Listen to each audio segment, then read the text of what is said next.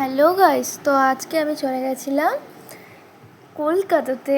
Seriously এটা আমার first travel কলকাতাতে একজনকে সাজাতে। আমার বুকিংটা এসেছিলো, আমি বলেছিলাম একজনকে যে আমি সাজাতে পারি, তারপর আমাকে বুক করেছিল, আমি গেছিলাম। কি বলবো, একেই বলে কলকাতার গলি মেয়েদের মনের মতো হয়।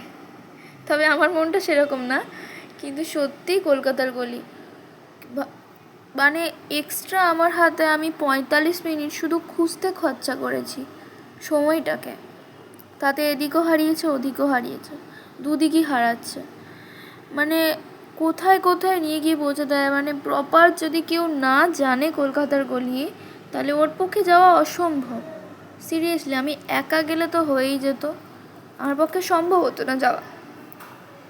কোথায় নামিয়ে দিয়েছিল, কোথা থেকে আবার কোথায় গেছি, মানে এক্সট্রা আমি 45 মিনিট খরচা করেছি নিজের হাত থেকে। মানে কী বলবো, কিন্তু মনটা খুব খুশি। প্রথম থেকে আমি খুব টেনশনে ছিলাম, না আমি হাসতে পেরেছি, না আমি সামান্য মুখে আমার মানে হাসিটুকুও ছিল না, আমি এতটাই টেনশনে ছিলাম।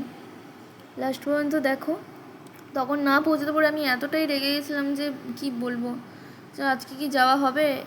সত্যি কথা, যে ভগবান যার সাথে থাকে সে ঠিকই এগিয়ে যায়, এটা কিন্তু সত্য কথা।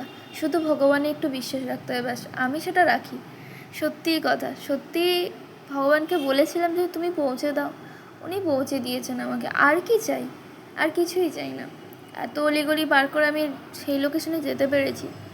মানে খুবই বাজে জায়গা, খুবই বাজে, এতটা গলি, তাতে আবার পুজোর প্যান্ডেল হয়ে গেছে সব জায়গাতে। মানে খুঁজে পাওয়া যাচ্ছে না যে কোন গলিতে ঢুকবো, যেই গলিতে ঢুকবো ওই গলিতে প্যান্ডেল হয়ে গেছে, তো গলির ফাঁক দিয়ে ঢুকতে হচ্ছে, ওই গলি তো বন্ধ দেখা যাচ্ছে। ঘুরে আসলাম, তো ফাইনালি আমি পৌঁছতে পেরেছি, ওটা অসুবিধা হয়নি। কিন্তু টাইমটা একটু 45 মিনিট আমি দেরিতে পৌঁছেছি, যেখানে আমার আগে পৌঁছানোর কথা ছিল। তারপরে ক্লায়েন্টের জন্য আরও ফুল নিয়ে যাওয়ার কথা ছিল, ওগুলো নিয়ে যেতে পারিনি।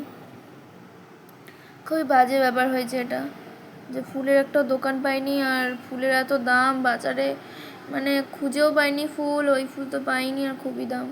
তো এটা আমার খুব শখ ছিল যে আমি সাজাতে যাবো, কোনোদিনও এরকম ভিডিও করিনি। সাজিয়েছি তো অনেক, ভিডিও করা হয়নি, তবে আজকে করলাম।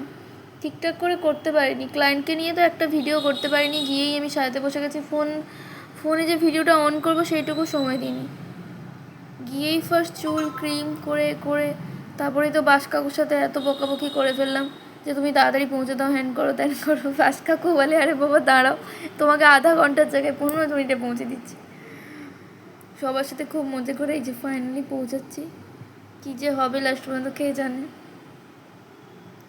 তো ফাইনাল লুক তোমরা দেখতেই পাবে সামনে, আমি দিয়ে দিয়েছি ফটো। ওনার সাথে একটা ভিডিও করা হয়নি, উনিও খুব তাড়াতে ছিলেন, আর উনি এত ভালো ছিল, এত পজিটিভ, মানে কি বলবো, আর খুব সাপোর্টিভ। মানে তুমি যদি একটা কোনো কাজে ভুলও করে ফেলো না, উনি সেটা শুধরে দিচ্ছেন, যে বাবু এটা করো না, বাবু আমাকে এরম করে দাও, বাবু আমাকে এরম।